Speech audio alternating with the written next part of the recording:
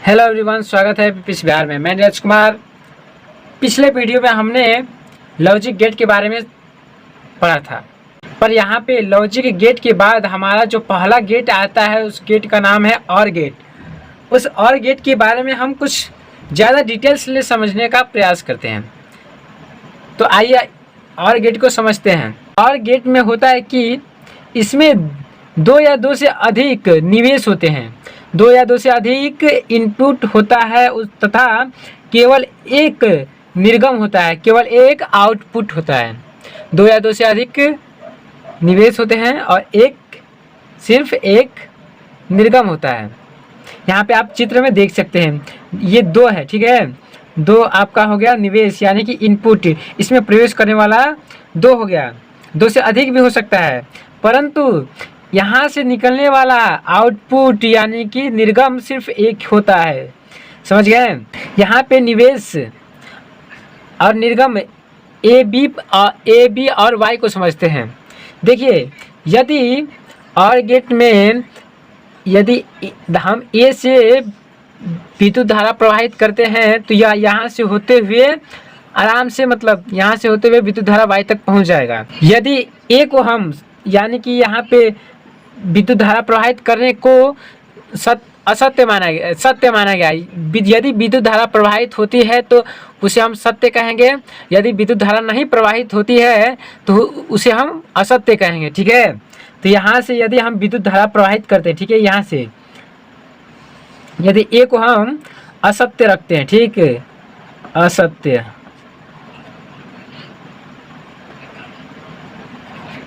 ठीक है, ए को हम असत्य रखते हैं तब तो बी सत्य हो जाएगा, सत्य, ठीक है, बी सत्य, तो वाई भी अपना सत्य हो जाएगा। यदि हम ए को असत्य रखते हैं, असत्य, तथा बी को भी असत्य रखते हैं, बी को भी असत्य रखते हैं, तो हमारा वाई निर्गम हमारा भी असत्य हो जाएगा, ठीक है, हमारा निर्गम भी असत्य हो जाएगा।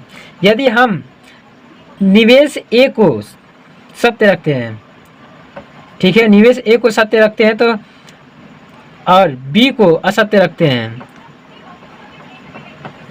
असत्य, तो हमारा निर्गम सत्य होगा। और यदि पुनः हम ए को सत्य रखते हैं और बी को भी सत्य रखते हैं तो हमारा निर्गम सत्य ही होगा। तो इसी प्रकार हम बैटरी से प्रवाहित विद्युत धारा स्विच के माध्यम से समझते हैं, ठीक है।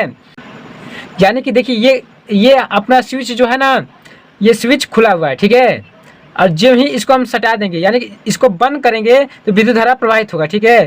तो यह अभी स्विच खुला है, हम इसको बंद करेंगे तो विद्युत धारा प्रवाहित होगी, ठीक है। तो हम इसमें खुला बंद लिखेंगे, ठीक है, खुला बंद। यदि हम इसमें खुला रखते हैं, इसमें खुला रखते हैं तो हमारा बल्ब जलेगा कि नहीं जलेगा, इसको ही हमको बताना है, ठीक है। तो हमारा स्विच 1 को हम खुला रखते हैं,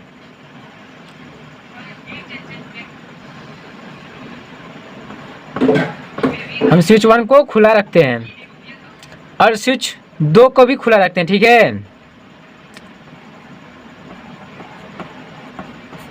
तो बल्ब जलेगा कि नहीं जलेगा? देखिए, यदि हम दोनों स्विच को खुला रखते हैं तो विद्युत धारा प्रवाहित नहीं होगा, यह सर्किट पूरा नहीं होगा, जिससे हमारा बल्ब नहीं जलेगा, ठीक है, हमारा बल्ब क्या होगा, नहीं जलेगा।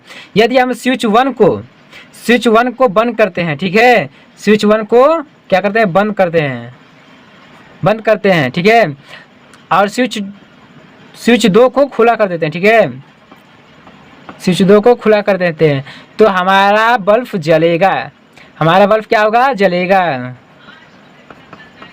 क्योंकि देखिए, यदि हम स्विच 1 को, देखिए ये स्विच 1 को बंद कर देना है, ठीक है, स्विच 1 को बंद कर दे रहे हैं और स्विच 2 को खुला कर देना है, ठीक है।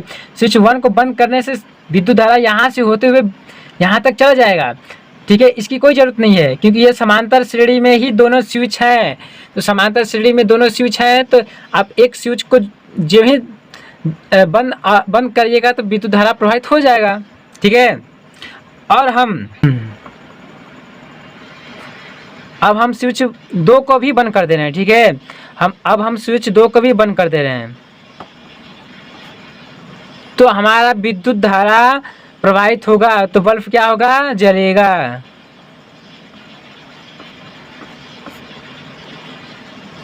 हमारा बल्ब क्या होगा, जलेगा। ठीक है, दोनों स्विच बंद कर दे रहे हैं। ठीक है, तो हमारा बल्ब क्या होगा, जलेगा। पुनः हम अब स्विच 1 को खुला करते हैं। ठीक है, स्विच 1 को खुला करते हैं और स्विच 2 को बंद करते हैं।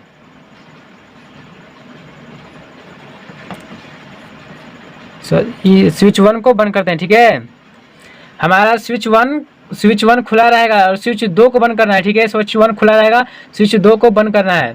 जब हम स्विच 2 को बंद करेंगे तो हमारा सर्किट पूरा होगा, तो बल्ब क्या होगा, जलेगा। ठीक है,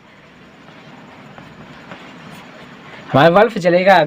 यही था और गेट। ठीक है, यह पूरा ग्राफिंग और यह पूरा सारणी आपका और गेट का था।